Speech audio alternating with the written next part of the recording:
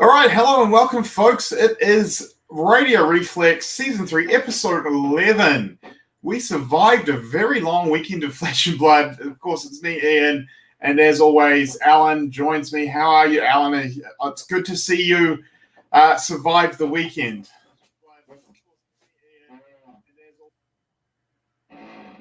Are you there, Alan?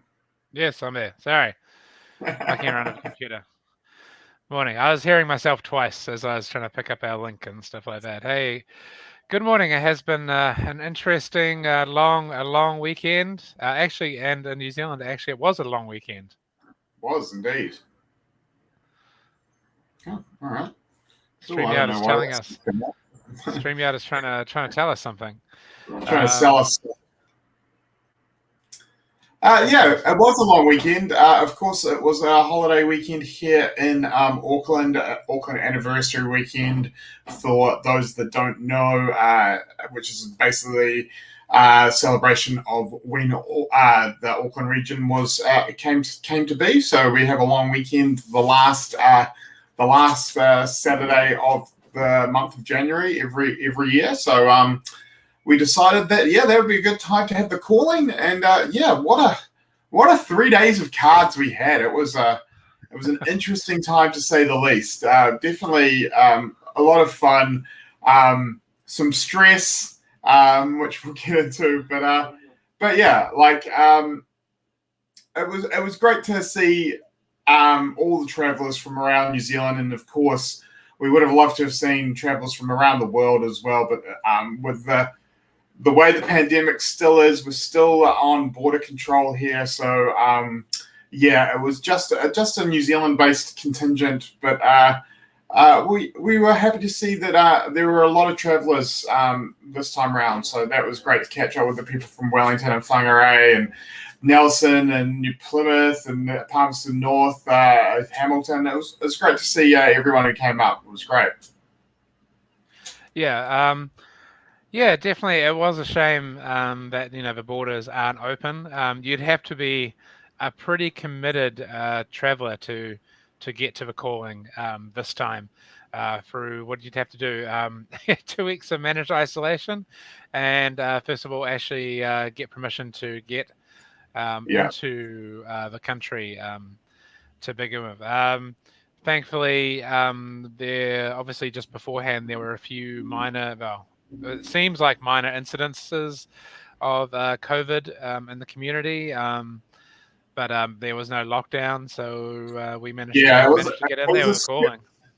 That the week leading up to the calling was a bit stressful with cases in community case in Northland coming from a facility here in Auckland, and a couple of West Auckland connected cases as well. So we were on edge on whether or not it was going to happen, but luckily it all came about, and we managed to work it out, which was great. Yeah, and indeed, so everything went ahead. Pretty much as planned. Not my plans, but no, the actual event managed to run. There was a couple of things that didn't go to plan. So let's start with that. Friday night, of course, was the debut of the new Wraith Order. We're going to take the world by storm, but Alan, you couldn't make it. No. Yeah. Apparently, the official line is you took an arrow to the knee, and you couldn't make it. No, I was actually backstage, minding my own business, as all wrestlers do when they're backstage, and I was jumped by a mystery assailant that took out my knee. You were hit by a car in the parking lot, right? Oh yeah, exactly. It was me all along, Austin. I ended up in Auckland Hospital on Friday due to my knee and some other things. Thank God for the New Zealand Health Service. Thanks. It didn't cost me a dime, except for a giant bag of prescriptions later, which cost me all of like $20. So any American viewers out there, I really weep for you, because I'm sure if you're in the same situation with me, you probably just would have decided to tough it out rather than head to a hospital.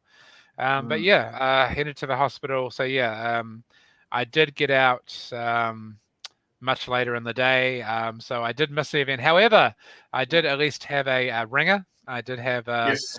somebody come into Chris Pierce came in and repped the NRO, and the best thing is he also we all had shirts printed, and we had our NRO shirts, which I'm sure we'll link you to, so you can try and get some more sales. That's right. We're just like the original NWO. You buy the T-shirt, you're in the group. Yeah, exactly. And you're there for life. Just so you know, we've already sold 2 more shirts outside of the 3 that we did for the calling weekend, including one to a friend of ours in the States who we'll talk about a bit later in the podcast. So we are slowly taking over the world, and if you want to be part of the new Wraith Order and grab one of those shirts, you can pop along to Print Mighty. They do ship worldwide, so I will put a link in the description, and you will be able to jump on board and grab one of those shirts if you like ripping some wrestling heritage with your fab. It's the perfect shirt for you. Shall I even bring up the shirt, Ian? I think I might be able to track down the shirt. And sure. Well, while you're doing that, I'll give a little bit of a rundown on how we actually went in at the Team Sealed.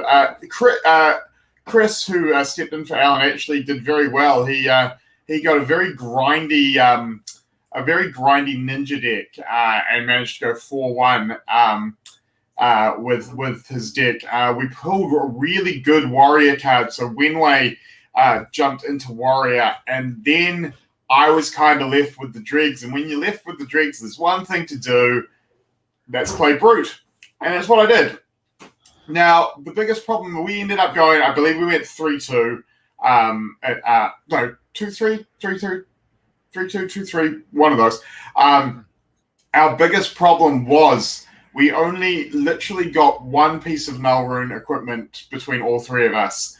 We gave it to Chris in the C position, thinking that that's possibly where we'd see a lot of the wizards. And then we proceeded to, both me and Wenway, lose games against either Wizard or Runeblade because we had no Nullrune, and Chris didn't play a single arcane character the whole day. So yeah, that is one of the gambles you take in Team Seal when you're handing out the Nullrune. And I've got to admit, both times I lost to Wizard, I was attacking for lethal, or I was on a turn that I would have attacked for lethal and got pinged for exact damage. So even having that one Nullrune could have saved me in both games. So that it is what it is. Damage. It could have been a lot of damage that one Nullrune soaked up throughout the game. So let's as we said, here's the T-shirt. If you want to have a look at it, let's bring it up here. There we are, the NRO, the new Wraith Order. So, of course, any of you fans from mid to late 90s wrestling fans will know of the New World Order. This is a play on. So we got the front there with the classic logo. On the back, you'll be repping Radio Reflex for 2021. We are much like a wrestling company. We will be putting out different T-shirts throughout the years. So there will be this will possibly be a limited design, and then we will come out with some. We've had a few suggestions like a Brute Squad T-shirt and some others. So we will be working on a few other designs. I'm very keen that we could have both the black and white NRO and the red and black Brute Pack shirts. Surely it's going to be the green and black Brute Pack though. Green and black, I suppose. Oh, yeah, that's a good point. Well, I mean, who would be red in our pantheon of characters? It would have to be Kano, obviously. Kano? Yeah. Kano Squad. Volcano Squad. Yeah, that might be Kano Squad. Yeah, Kano Squad could be a good one. But yeah, I think now that we've started thinking about it, the options are literally endless. There's so many other wrestling T-shirts that we can rip off. As well as other pop yeah. culture, because we're nothing if not just riding off the coattails of other people and other creations. On the shoulders of giants, basically. That's right. But we should do a little shout out. The team LSS, which was made up of the Dream Team, which is of course the almighty creator James White, and of course the rest of the design team, Chris Gehring and Jason Chung. They actually went to 4-1. They didn't go undefeated. Yep. Good idea. Indeed. Yeah. All right. Good. Lucky Gaming from California. Good to have you on board. Looks like you're a good wrestling fan as well. But yeah, the Dream Team went 4-1. But the winners overall, shout out to the team from Wellington, Sushi Night Gaming. Took it out with 5-0. Who we played in the second round, and Steve from Sushi Night Gaming was one of the wizards that blew me out of the water. Also, quick shout out to Adam Little and his team. I can't remember who the other two members were, but they were the team that beat the developers, and I'm pretty sure that means Adam is the only person who bet the car at the first calling, and then also bet the developers at this calling. He's becoming a bit of a thorn in the side to the development team, so shout out to Adam and his team for taking out the win there and getting those sweet Coax the Commotion playmats as a reward. Although they did not beat Chris. They did not beat Chris. Chris won that round. The round that James and Jason lost, Chris was a winner, and Chris was like, "Oh, come on, guys. Yeah, and from Kale, and like Kale, they lost round one, went to the pub. That's because clearly Kale's team was too scared of going up against the new Wraith Order after what we did to them at the lead-in Team Sealed.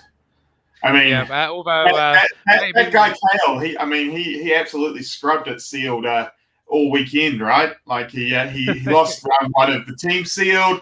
He lost round one of the regular Sealed. I don't know how he finished up in that event, but I'm sure he scrubbed out. Unlikely that anything happened. Maybe if he didn't go out. There was, I believe, on Friday night some partying by many of a number of Fab players. But of course, what happens on tour stays on tour.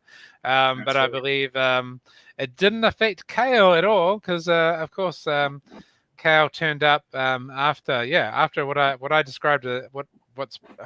Let's say I've heard some of the stories about that night. And it's amazing Kale turned up at all. But yes, congratulations. It sounded a little bit like a Hangover, the Calling edition. Yeah, I'm not telling any of the stories. Any of the stories I was told, I'm not repeating them.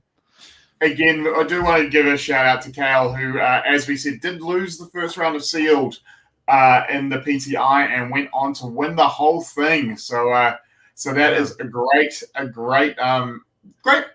showing that you shouldn't give up even if you lose that first round. You're sticking it. That is the key thing with Fab, is that you're never out of it until you're actually done. Well done to Kale for picking up the win in the PTI with an absolutely sick wizard draft in the top 8. I initially thought he must have been the only wizard on the table, but apparently not the case. Apparently there was another wizard, and he still got the nuts deck. So well done. So the deck was so powerful that it ended up rolling the finals. I believe was 8 minutes was the final match versus Kieran from Session Blood playing a Ranger deck. Well done to everyone in the Sealed, because it was a tough slog.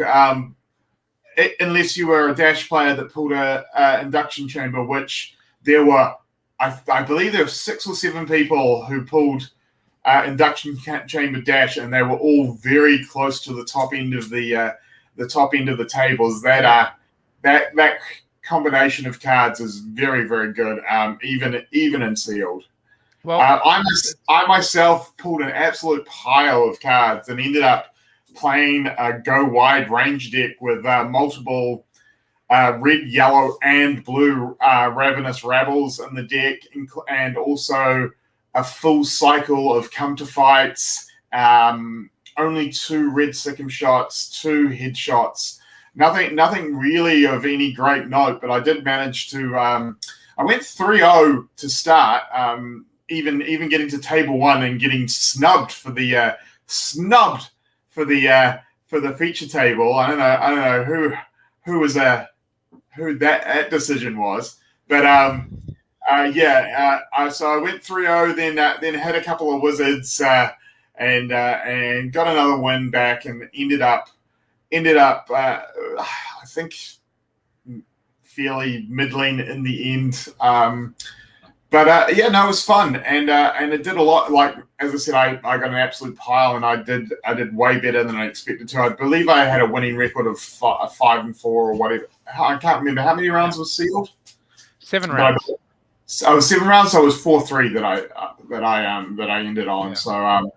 So it was solid. It was fun.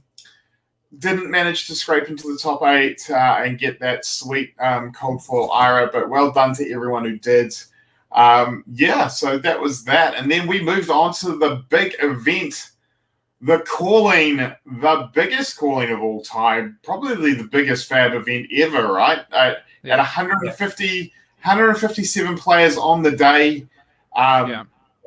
It was insane. And there's some heartbreaking stories. There's some heartbreaking stories that came out of the day, and there's some great stories as well. Like the worst one I heard, I don't know who the player was, and I'm not sure where they were coming from, but apparently there was a player who drove for 2 hours to the calling and had left his deck at home and ended up having to borrow a Viserai deck and had never played Viserai before. So I'm not sure who that was, but I was talking to someone who played him in one of the early rounds, and so that is heartbreaking, and very, very much when you're going to a major tournament, especially if you have to travel the night before, the first thing that goes in your bag is your deck and your deck list. Yeah, but I can understand how it happens. I've never forgotten a deck, but I've forgotten to take, like, usually it's take things for people. Somebody asks me for a card and stuff like that. So, I mean, card players can be disorganized at the best of times. So, I don't know if you have any, try and map it out. So you make sure you've got everything, because you don't, usually the errors aren't as severe as forgetting your deck. Obviously, thanks to the community for somebody lending him a deck at short notice. Yeah, it's. And that is one of the things that I do really enjoy about our community.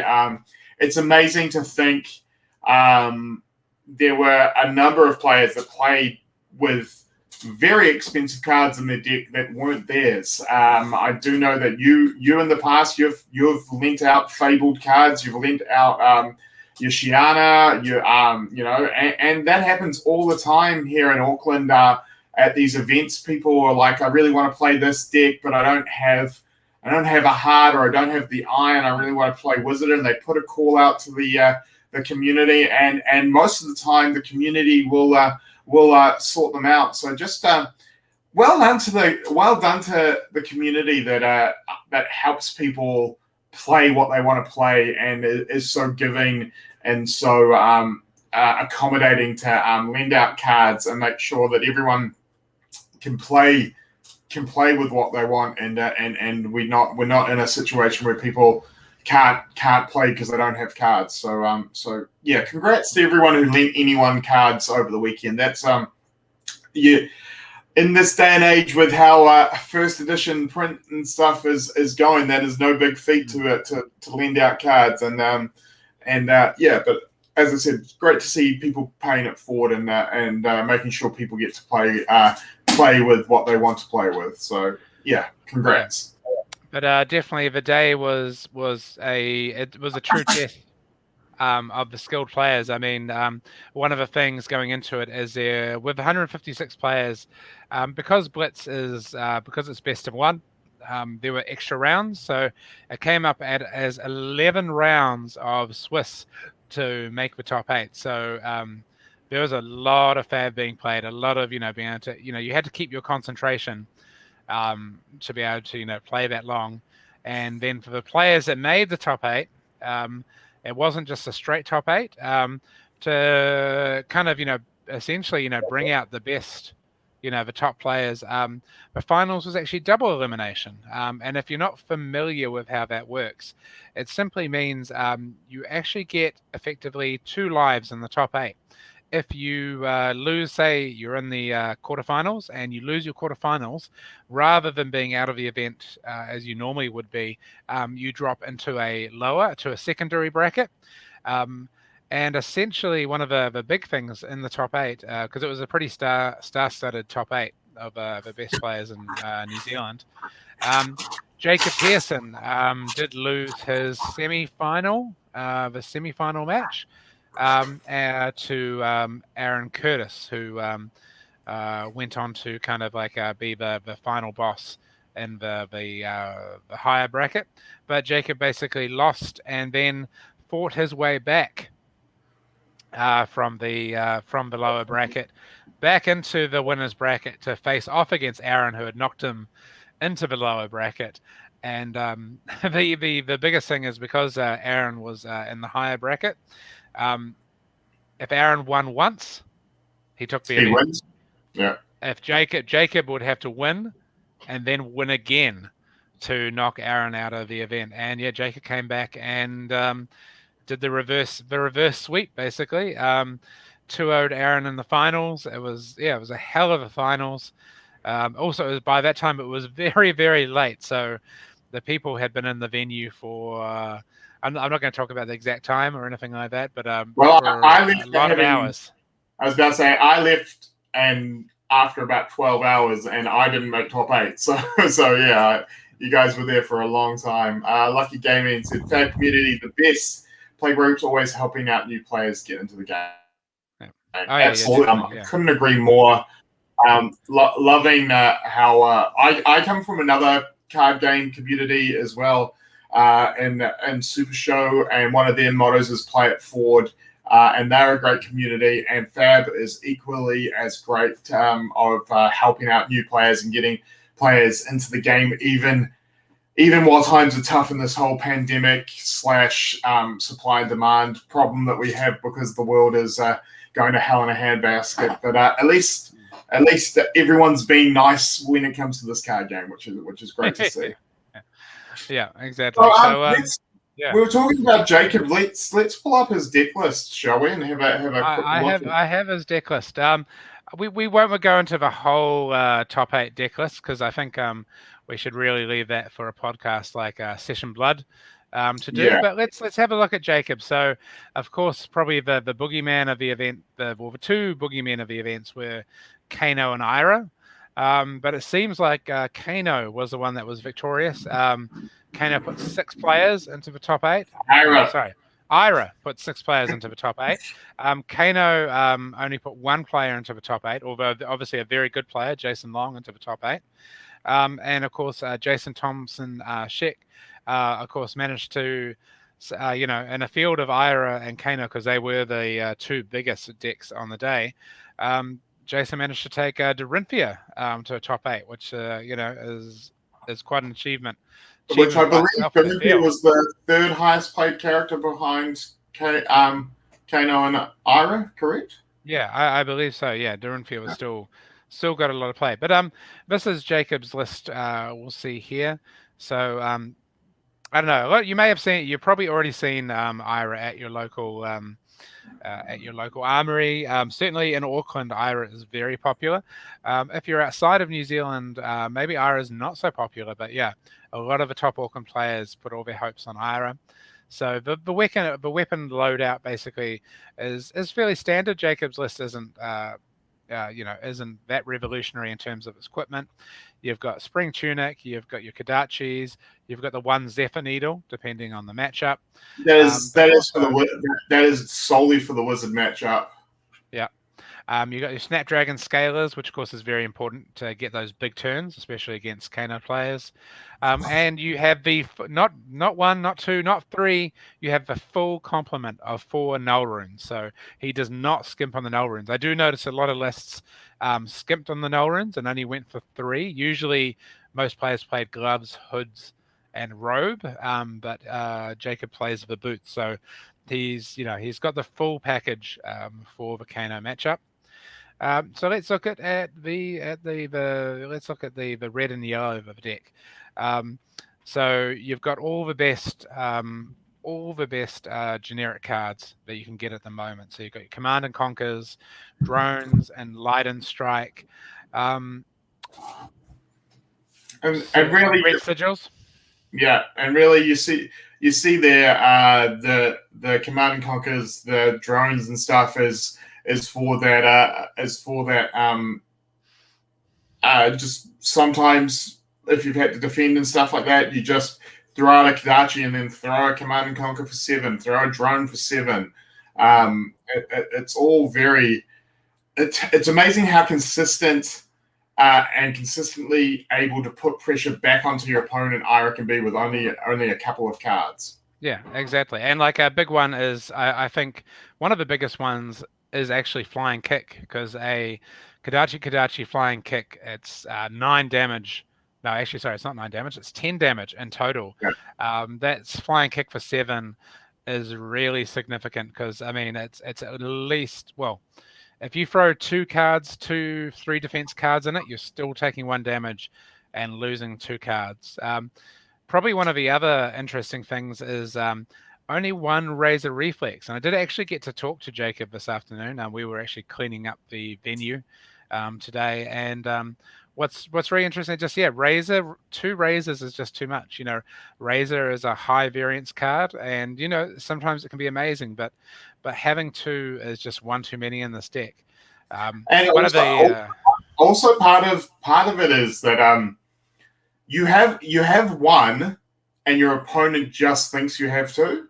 So you have the threat of Razor without actually the threat of the second Razor without actually having to put it in the deck, and that way people, when they get down to that lower life, they will often look at the discard pile and go, oh, he's only used 1 Razor. There's probably another one coming, and so you can actually force people into making bad blocking decisions off unknown information. So I think that was actually a great move by them there. I'm just going to bring up this comment here. Lucky Gaming, looking at Peter Jacobson. Jacob, that is a great. I'm calling him Peter Jacobson from now on. But thank you, Lucky Gaming. I can't wait to say hello, Peter Jacobson. That is sweet. I'm going to remember that. Which we're looking at. The list, I'm impressed with how much life gain cards it has to outlast Kano. Sigils of Solace, yellow, red, and generic attacks life gain cards. Yeah, it really was very interesting, and probably the best showing of it on the stream. I'm not sure throughout the day, but definitely was the map between Matt Rogers and Jason Long, just showing that they did work out that you can actually fatigue Kano out by just pushing your life so much higher than what they can do on a single turn. And it really puts the pressure on the KO player while you're just absolutely just chipping away, and that was very much part of their game plan against Kano, which obviously they both got into top 8, so it worked pretty well for them. Well, one of the funny things, I'll just a little story I'll tell you about Razor Reflex is the fact that that's how Jacob lost his first life in the top 8. The match between him and Aaron Curtis obviously was an Ira matchup, but obviously Aaron's list is very different than Jacob's list. And Jacob was telling me, they were getting down. He felt that he had Aaron on the next turn. Aaron was very low on cards. He hadn't seen any razor reflexes during the match. So he thought, either he had one that was still in the deck, or Aaron just wasn't playing any razor reflexes. And Jacob lost to the double razor reflex, because Aaron, in fact, had 2 razor reflexes and were kind of sandbagging them. So the double reflex was what caused Jacob to drop into the lower bracket. So obviously Aaron didn't have that in the finals against Jacob, but yeah, it is interesting. Razor reflex, sometimes it's no good. Sometimes it's no good. And I think one of the reasons also it's no good is because if you have a look at these lists, it's all about the flick flack. Flick flack, such a huge card in these matchups. I believe without going through all the deck lists and stuff, I believe probably Sigil was the most played card overall all decks in the weekend. The real key to the calling was Flick Flack. It was the MVP card of the calling Auckland. It was probably the most game defining card of the calling. It really it gives the Ninja Ira class so much gas to defend with fewer cards than their opponent, and then also swing back by just pitching a blue. We'll have a look at Jacob's blue now and see what he's got here. So if you just want to run that down now, Alan. So you've got a lot of the typical. You've got Crane Dance, Fine Centers, Flick Flacks, and as you notice, as we're talking, Sigil obviously is a huge card, but this deck runs 3 Sigils, 2 red and 1 yellow. But you'll notice it's running the full complement of 6 Flick Flacks. And you've got your Crane Dance, Fine Centers, Rising Knee Thrusters, Soul Bead Strike, Whelming Gust Waves, a Wounding Blow, all in blue, and all this is to help both. It's great against the Kano matchup because you've got a lot of blue, so you've got a lot of blue to pitch when you need to. But the other thing, obviously, is all this blue makes sure that your Kodachis are always live, because there's nothing worse than not being able to keep your Kodachis live. So keeping them live would never be an issue of these decks. Yeah, absolutely, and also just picking cards that have a natural 3 defense. A lot of people go, Wounding Blow, what the hell's that card doing in there? It's not a ninja card, but it's a 0 blue, blocks for 3. Just so good. Yeah. One of the most underlooked cards. I've been using it in draft for years, literally since Welcome for Wraith came out. It is just so solid because I don't think I've ever played it as an attack. It's always just either pitch for blue or block for 3, which is just amazing. Just great value. And especially as you said in the ninja class, where it turns on that double Kodachi start of the turn, and just so good. Yeah. So I mean, it's interesting to see all the differences, and I really think we'll let Session Blood do the full run. I'm sure they've probably looking at the top 8 lists today. It'd be cool to see some. But if you don't want to wait for Session Blood to tell you how good they are, and you just want to check them out, go to fabtcg.com. They are up on the page now, so you can check them out yourself and go, oh yeah, I totally would have come up with that. I think though we should just congratulate the top 8. So Jason Long, Jason Thompson-Sheck, Kieran Matagat, Callum Giddens. Callum also. Thanks, Henry. It makes me feel better. Although I do remember one. I do want to remember one point that Henry said Henry couldn't. He told me he couldn't win a game, and also he couldn't drop from the event. But yeah, thanks, Henry. That's really appreciated. But yeah, sorry, Callum Giddens. Callum also was a double top 8er over the weekend. Good weekend for him. Yeah, exactly. Of course. Well, let's also congratulate probably a breakout weekend for Jordan Nelson Fussell. Jordan, I'd hate to. I can't think of anybody that wouldn't know who Jordan is in the Auckland Fab community or New Zealand. So, Jordan actually, he topped the. Did he top the Swiss? I can't remember. I think he. No. Sorry, No, he came into 8th. Sorry, Jacob. Matt topped yeah. the Swiss. He came in. But He he came in, actually. he had to play Matt first round, and the Swiss, and bet Matt first round, and sorry, no, in the Swiss in the top 8, and he'd been talking up that he was going to make the finals, and to be honest, I don't think anyone, including himself, believed it, but he was talking a big game, and he got so close. So yeah, well done to Jordan, and I believe. Yeah. He's already sold off his cold foil and stuff. If there was ever the ultimate opportunist in the Fab community, it would be Jordan. We might have to call him the edge of the Fab community. I'd like to say Jordan is the R-rated superstar, basically. So I think huge weekend for Jordan breaking out, because I mean he's had good performances, but this is like a major, and he couldn't attend nationals as well, so that was really unlucky. So, and of course the rest of the top 8 is Matt Rogers, Aaron Curtis, who's of course one of the team from Sushi Night. So great weekend for him. Apparently he was working on Benji.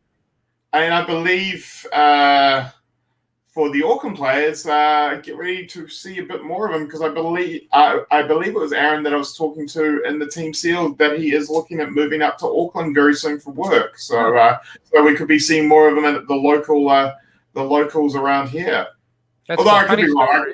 I could have been talking to someone around after I met Aaron, and it's all muddled into one. So if that's not the case, then fake news. You can blame me, but I'm pretty sure it was Aaron that was telling me that. Well, that'd be cool. Interesting little story I believe I heard from Aaron or his teammates that he had been planning on bringing Benji to the event and had spent weeks. In his little breakdown on the Fab fan page of his breakdown of his tournament, he did say that he had been looking at Benji for 7 weeks and just couldn't make it happen in the end, which is fair enough. I think we've all looked at Benji and had a go at it, but it is a tough road when Ira is so good. Yeah, and of course the final is congratulations to Peter Jacobson, the bastard child of Peter Jackson and Jacob Pearson. Congrats to Jacob Pearson for taking it down. If any of you saw, there's some great photos that will be up soon, hopefully on Friday on the Fab TCG website. There's a bit of a rundown, but there is an amazing photo of Matt and Jacob kind of embracing after the match, which a photo brings a tear to my eye. But when Jacob was up there accepting his prize, he was the happiest man on earth, and just he was struggling to let it all out. It was amazing. Again, well done to Jacob for keeping it together for that long, because that man has been putting in so many hours at work leading up to the calling, sorting out cards, working late into the night at Card Merchant to make sure they had their stock up and running to be ready for all the incoming Fab players. He has been putting in a lot of work and not getting a lot of sleep and not eating very well. Eat a goddamn salad, Jacob. I told you. Look after yourself. We want you to be around for many years to come. Right. Well done. He's young. He can take the punishment, Ian. He can take the punishment. But as I said to Jacob, let me be a warning to you. I was once your size when I first started running a game shop. So so you know what? Let me be a precautionary tale. No, again, well done to the entire top 8. Well done to Jacob. I just wanted to do a couple of shout outs to just some other people who may not have had the greatest result-wise weekend, but they're great ambassadors for the game. Of course, Lynette, who came down at with the cosplay young Azalea. We've seen her adult Azalea before, but she came with a young Azalea. Her friend, whose name escapes me right now, had Georgia had the Fendel spring tunic. That was very cool. We got a photo with them, which I believe we put up on our page, which was very cool. Shout out to Reese playing Data Doll, going, played all rounds, didn't give up, played it out, got 3 wins with Data Doll, 2 against Real Humans. So that was great. I was super excited. There was a lull in the rounds. We won't go too much into it, but there was a lull in the rounds. If you were there, you know what I'm talking about. That I actually managed to get a game against Reese and the Data Doll, and get a few games,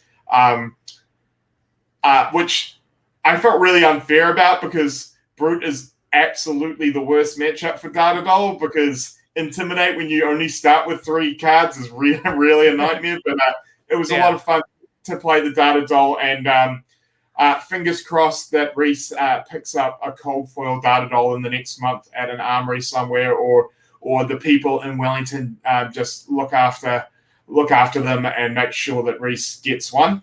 Also, I like to play Data Doll, Ian. I like to play Data Doll with 4 cards. Yeah. I like to play Data Doll. And shout out to Braden, who again another loyal to his class Ranger player, showing people how Ranger was done. I believe he ended 4-7 or 5-6 or whatever it was, but well done, and like he had a really interesting, I believe it was like 36 red, 4 yellow Ranger deck using Redliner. Throwing some massive arrows, catching people off guard with either Sleep Dart or Remorseless. So yeah, really great to see him. I also managed to get a couple of games in against him at the end of the long day. So we'd already played 11 rounds, and we were like, we have to get a game, because we didn't get to play. We got 2 games in, 1-1, and I was like, we will leave it there, to be continued. So Braden, I'm coming for you. We're going to have a rematch, hopefully down in Wellington sometime later this year. Would be great. But yeah, no, a lot of other, as I said, it was great to catch up with old friends and new friends. And this is one of the things that I absolutely love about TCGs, is these big events. Like, winning money is great and all, and trying to see where you are in the meta is good fun. But like, it's the catching up with people of the same mindset, who are all there for the love of a card game, but also just to get to hang out with people that you don't see all the time. A lot of the old Versus crew play Flesh and Blood, so it's always great for me to catch up with them. And yeah, as I said, I'm just really looking forward to non-COVID year, and getting to do a bit more traveling and catching up with everyone in their hometowns as well as ours. Well, my shout-outs won't be as eloquent as Ian's. Oh yeah, of course. Love to see that. Is that a young Viserai or an adult Viserai cosplay there? Lucky gaming. They would both be quite difficult to do. Either one. Oh, it is Kale. Oh yeah, Kale, running Guardian. Yep. Well, and that is the thing. There was a lot of people. I mean, I was at the lower table, so there were a lot of people that I had discussions about. I was expecting the meta to be different discussions with a lot of people. So that is one of the things when you go into a big tournament. You've got to make your guess and hope that you pick the same as the rest of the players, or at least you picked what the rest of the players were picking, and picking the meta is definitely a big part of big tournament strategy. Yes, so adult Viserai for sure, nice. So so my shout outs won't be as eloquent as Ian's. The reason for it is the weekend was really a bit of a blur for me, and obviously I caught up with lots of people, but I felt one of the things is I was just rushing around the whole weekend in between being in the hospital and then getting to the events that I didn't actually really, unfortunately, get enough time to spend with people. So I'm kind of a little bit disappointed by that because there's a lot of people I would have liked to have spent more time with. The two people I do want to particularly shout out, which is going to, for small things that meant a lot to me, of course, is you, Ian, for bringing me my favorite coffee chocolate drink when I needed it. That Ian knew that that's exactly what I needed. And sorry, I might get a little misty-eyed. The other one is, of course, big shout out to Wenway, who, of course, was part of the NRO Radio Reflex team on the Friday. But he brought me a coffee when, if you were at the calling, there was some issues and some delays. And if you probably saw me at various points, you might have seen, an interesting expression on my face at various points. And when Wenway came over and brought me that coffee, it was one of the greatest coffees. I almost cried at that coffee. So thanks, Ian, but thanks, Wenway, people that made sure that I was that I didn't lose it. Also, don't forget to thank your lovely wife for bringing you a bacon and an egg pie, which you hate, but was the best bacon and egg pie you've ever had, right? It was, and also for my daughter, because B did come out and because they had been away for a holiday, and on Saturday and Sunday they came and helped me out, and B was an honorary judge for the day. So that was great. Probably a final shout out is, of course, to my judge team over the weekend. On the Saturday, we had Jacob and Matt. They were judging TOing. Newson. Who else do we have judging? Oh, of course. Sorry. Jason Chung as well. And also thanks on Saturday to Ethan, who helped us out doing some kind of runner duties and helping us out. That was sure appreciated. And of course on Sunday, because Sunday was actually the LSS run event, whereas Friday and Saturday were run by Card Merchant. On Saturday, of course, thanks to my boss, James, Jason Chung, who was the head judge, Chris Gehring, and again, Newson. Big shout out for Newson in particular, because he judged all 3 days of events. And Jason judged Saturday and Sunday. That's it's a big weekend for them. So shout out to our team over the weekend. Thanks for backing me up. I just want to reiterate what the community feels, that LSS did a great job in some very trying times over the weekend. There were some unforeseen circumstances with the server going down and stuff like that, but managed to. I mean, it was a long day. We always knew it was going to be a long day, but you guys were absolute champions to power through it and make sure that we didn't miss out or anything. So congrats to the team, because again, it was something that probably wasn't in the list of things that you thought might happen. So adapting as well as you guys did was really cool to see. And it was great that we didn't have to cut rounds or anything. And always. It's mainly because nobody decided to take up on my let's just do a do-over and do it next weekend suggestion.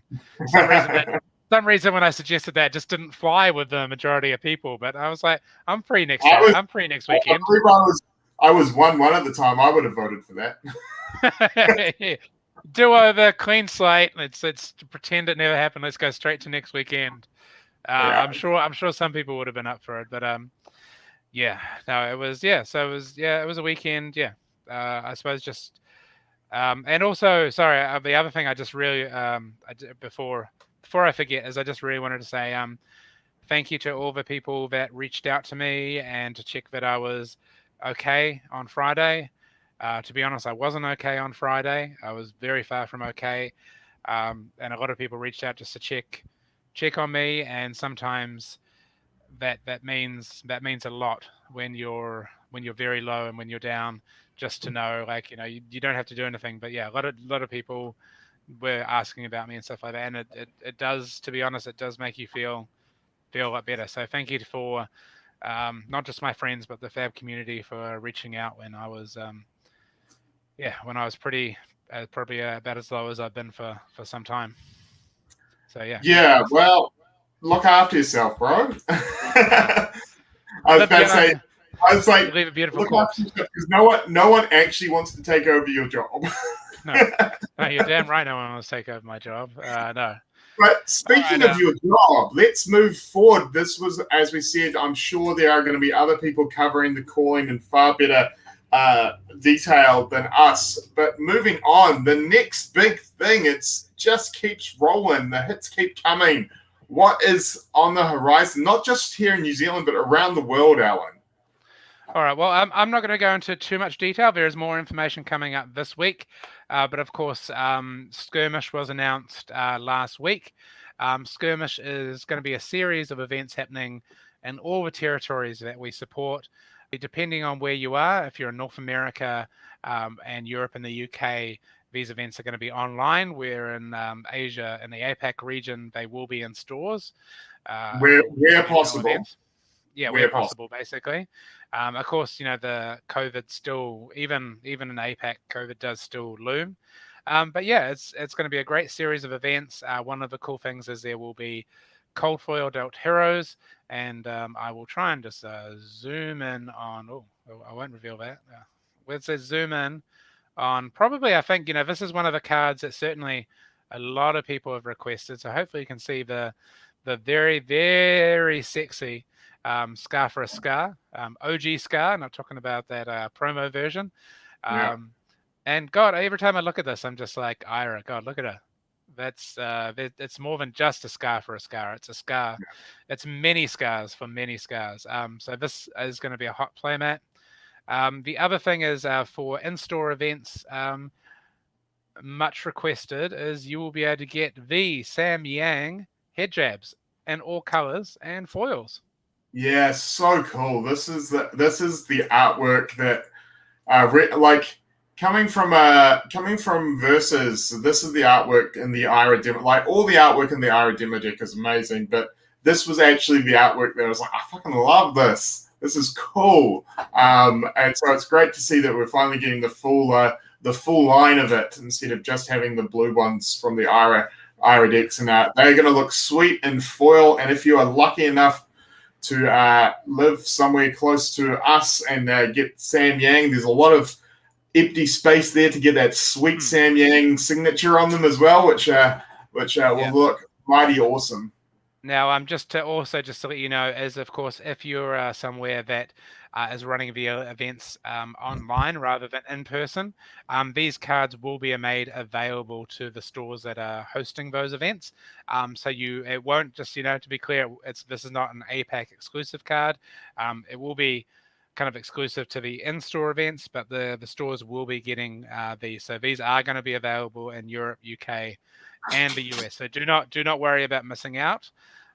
These will be available, and they are sweet. So check out the article on fabtcg.com. I don't want to go into the full. More information is coming out, but Skirmish is going to be fun. I believe I am sorting to head up to one of the first events in the season, which will be up at Shadow Realm TCG up in Whangarei.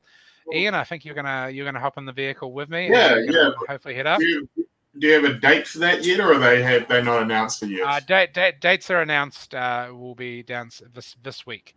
Okay, excellent. So we'll probably talk more about dates for our local area on next week's cast then. Looking forward to it. And the nice thing I noticed about it is the stores get to decide the format. Correct? No, some stores in APAC and obviously non-APAC areas, it is all blitz because it's you can't really do online sealed. But various stores will have different options. Some stores will be blitz, some stores will be welcome to Wraith sealed. So I believe with how we did it, some stores we did assign the events to, and some stores did have the choice, just depending on where you were. So yeah, no, it'll be really cool. Now, getting off that, Ian, I believe you also have a significant event Yes, coming up. yes. Like to talk about. If you follow the channel, you would have seen I posted up a deck tech yesterday for an event that is coming up. It is the Creator Chaos Championship, is what it's been called, and it is myself from Radio Reflex. We've got DM Armada, we've got Red Zone Rogue, we've got Kitchen Table TCG, and Deck Edge. The five of us, we're going to sit down, we're going to stream an ultimate pit fight, but not just an ultimate pit fight. We're taking it a step further.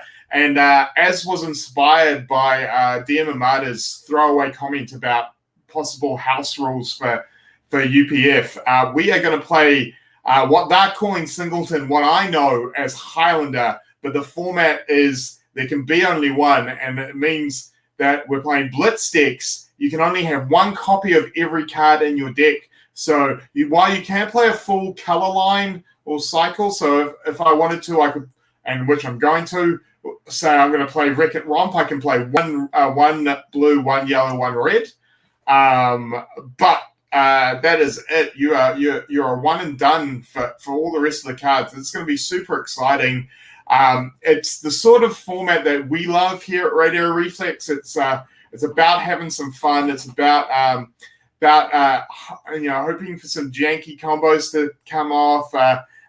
We've already in the sort of group chat and through the deck text, the vibe is real about everyone's playing Gorgarian Tome plus everyone's playing Remembrance to see if we can get the Remembrance Tome shenanigans where someone thinks they're going to draw two cards and you Remembrance back your Tome, so they only get one, but you get two later on. It's going to be super fun to see if that comes up. Also, I posted up today, of course, it's UPF, so I'm playing Go Bananas. I went to our my local hobby store, Hobby Master in Ellerslie. I picked up almost two of the last packs they had in stock, because 2 packs are welcome to Wraith. So I will hopefully be using those to get off a Go Bananas turn at some stage in the tournament, in the match. So yeah, it's going to be fun. It is going to be.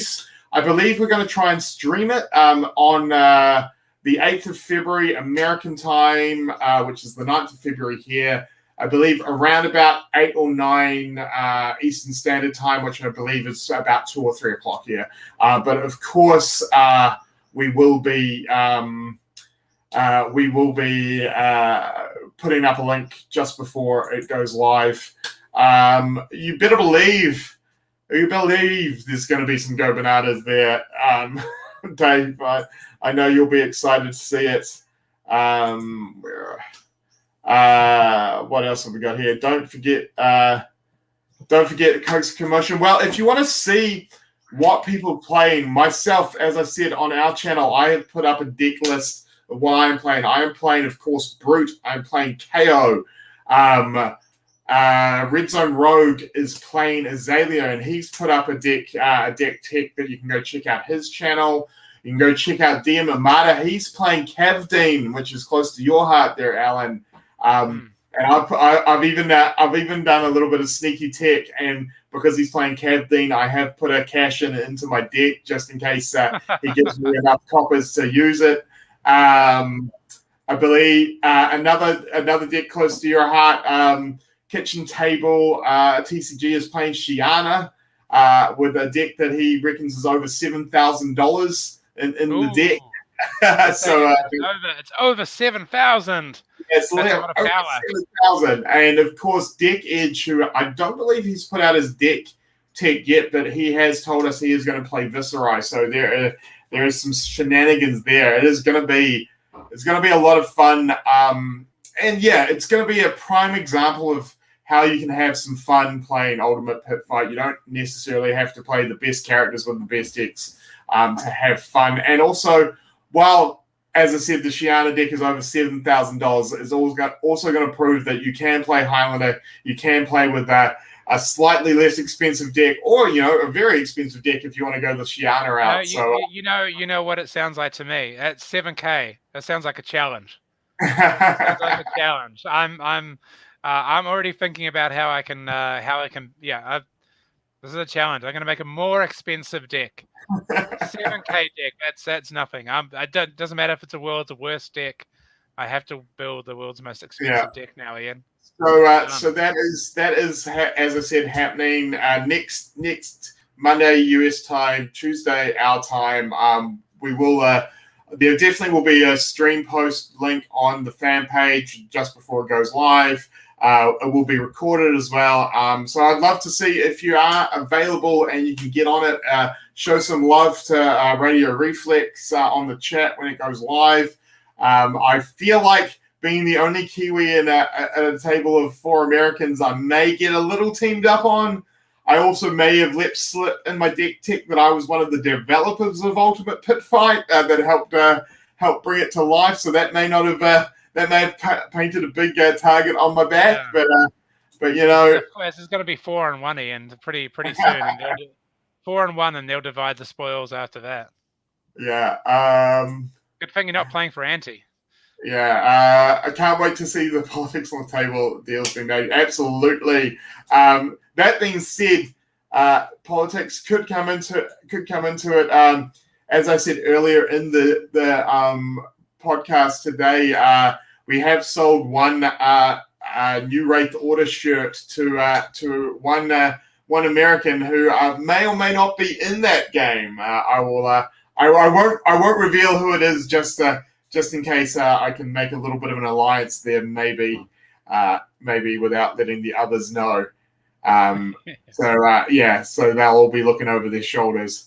But it's going to be a lot of fun, and that is what Ultimate Pit Fight was really made for. Was about getting together and having some fun and making talking to other people into doing stuff against their better judgment. So yeah, going to be a good time. Yeah, just laughter, cool plays, betrayals, alliances. That's what we. And I'm playing KO, so I'm either gonna the dice gods are either gonna be shining down on me or being absolutely brutal. Especially with one-offs, it makes it even more brutal if you mess with the dice. So. It's going to be good fun. Speaking of UPF, Ian, that really reminds me that I should get on to organising our next Radio Reflex UPF event. We ran a huge one, packed out Shuffle and Cut before Christmas. That was our UPF Christmas party. But I suppose we need to do our New Year's UPF event. And spoiler, I have a sealed box of first print Crucible. Which really needs to be divided up and perhaps used for some bananaing, essentially. Ooh, so Crucible is such a tough set to go bananas on. That's going to be amazing. To be fair, Ian, any of the people that get to go banana for a Crucible pack, I'm sure they won't be disappointed if they miss. Yeah, I'm sure that's a win. That's a win either way, right? Yeah, exactly. So, better that we hand it out to 24 players rather than I crack it at home here. As much as my daughter would like to crack those packs, I've kept the box. So, although I'm sure some collectors out there will be aghast at me cracking this valuable box, but let's share it out. So, Oh yeah, bring your gamblers gloves, definitely. Absolutely. So keep posted. It's on me because I usually organize the events. Coming soon, I will get my my shizzle into dizzle and get this event done. Why did I say that? I should never say that again. No idea. No idea. Seems like a good idea. All right. I think that's about for Fab. Are we going to touch on any wrestling this week? I am going to touch on a bit of the Royal Rumble, just purely because it is also related to card games. So, as some of you know, I also am involved in another card game that isn't Flesh and Blood, in the wrestling cards and dice game, the Super Show. which is made by the SRG Universe. This is one of their hats that I'm repping there. My Gen Con 50 lanyard in the back there with the SRG ribbon on it. One of the big things that they do every year is that they have raffle for the Royal Rumble, and one of the things that they do is you can buy a ticket to the raffle, which will basically give you a number in the tournament. So whatever number you get in the raffle is the number of the entrant of the Royal Rumble, and if you happen to win. If your entrant happens to win, you win a creator wrestler. So that way you actually get to become a character in the game. I have been lucky enough to already been immortalized in Super Show. That is me there, Mike Riot, in the Super Show. That was an exclusive to the first ever Grand Gathering at the Super Show. I was lucky enough to be immortalized with that. But I got entrance number 1 in the Rumble. I thought, well, that's it. There's no way I'm going to win. Only 2 men in the history of the Royal Rumble have won it from number 1. Of course, that is Shawn Michaels and Rey Mysterio. So I was like, and then on Saturday, on SmackDown, they announced that the first 2 competitors for the Royal Rumble, at number 1 was Randy Orton, number 2 was Edge. And I was like, there's no way Randy Orton is winning the Rumble from number 1. So I thought my chances of winning were over. And then come the day, I sat down, I watched the Women's Rumble, and that was really great. It's great to see Bianca Belair come through with a really career-defining performance. And then I sat down. Yeah, and I sat down. I was like, you know what? The Men's Rumble, I'll enjoy it anyway. I don't think I'm going to win. But in comes Edge at number 1. For some reason, they switched it on us. Apparently, backstage, Edge had asked to come out first instead of second. And I was like, oh, this makes it different because in my head I was like, it's been 11 years to the day that Edge won his last Royal Rumble, so maybe, fingers crossed, maybe it was going to work out for me. Of course, Randy Orton and Edge went at it. They've got a lot of animosity to the point that Edge actually injured Randy, taking him to the outside, not going over the top rope.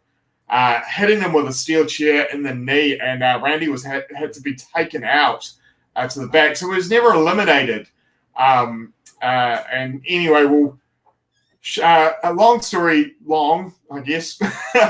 We get to the end of the Rumble. Edge has thrown out the last man. It looks like he's won the Rumble. All of a sudden, RKO out of nowhere, and I'm like, oh my God, Randy's going to win, and he would have been number 1, and I'm going to lose because they swapped it on me, and then they double swerved me. Edge throws out Randy Orton, wins the Rumble, and I win my chance to get a second character in the SRG. Only 3 days after the 1-year anniversary of my weight loss surgery. So I am putting it out there. If there are any SRG fans out there, I am giving you a bit of a spoiler now. The Man from Tomorrow is going to be coming to SRG Super Show, and it's going to be a slimmed down version of myself. My target is that my character is going to be 215 pounds. I am currently at 255, so it takes about 6 months for a character to get made in this game. So I've got 6 months to cut weight to be at 215 on reveal day of my character. I will hopefully be 215 in real life. So so that is my Rumble story, and I'm super excited about it. Couldn't have happened to anybody. Couldn't have happened to anybody better, Ian. Well deserved. Yeah. If you ever meet Edge, you'll have to give him a big hug and a thank you for doing that. But I won't say much anymore because that's one hell of a Royal Rumble story. But yeah, it was a good pay-per-view. Bianca Belair, amazing. The EST of NXT. Yep. Kind of wish that maybe Rhea Ripley did it as well, but Oh, there was a moment after they dumped out Charlotte Flair that Rhea and Bianca were on the ring apron, and they looked at each other. And I was like, are they going to jump off at the same time and both win? Which would have been amazing.